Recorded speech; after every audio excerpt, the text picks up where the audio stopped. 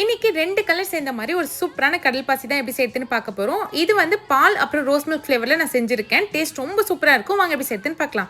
அதுக்கு ஒரு கிளாஸ்ல தண்ணி சேர்த்துக்கோங்க. இதோடவே 2 ஸ்பூன் அகர் அகர் பவுடர் சேர்த்துக்கலாம். பவுடர் சேர்த்துட்டு நல்லா கரைச்சி எடுத்துக்கோங்க. இந்த மாதிரி கரைஞ்சி வரணும். இதுல அரை கப் அளவுக்கு காய்ச்சின பால் சேர்த்துக்கலாம். சேர்த்துட்டு இதை நல்லா மிக்ஸ் பண்ணி விடுங்க.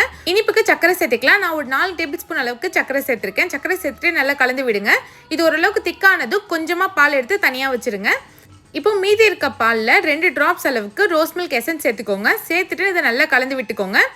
இப்போ இது ஒரு ட்ரேயில் மாற்றிக்கலாம். ஃபர்ஸ்ட் உங்களுக்கு எந்த கலர் வேணுமோ அந்த கலர் பாலை ஃபர்ஸ்ட் ட்ரேயில் மாற்றிக்கோங்க. இது ஒரு 5 நிமிஷம் ஃப்ரிட்ஜில் வச்சு எடுத்தீங்கன்னா மேலே 7 மாதிரி வரும். அதுக்கப்புறம் இன்னொரு லேயர் பாலை சேர்த்துக்கோங்க.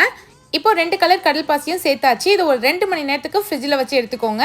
பாருங்க, பார்க்கவே கண்ணாடி மாதிரி எவ்வளோ சூப்பராக இருக்குன்னு. நல்லா 2 கலரும் சேர்ந்து சூப்பரான கடல் பாசி ரெடி ஆயிடுச்சு. இதை நீங்களும் ட்ரை பண்ணி பாருங்க. இந்த மாதிரி இஃப்தர் ரெசிபிஸ் பார்க்க மறக்காம யாஸ் ரெசிபிஸ் சேனலை சப்ஸ்கிரைப் பண்ணிடுங்க.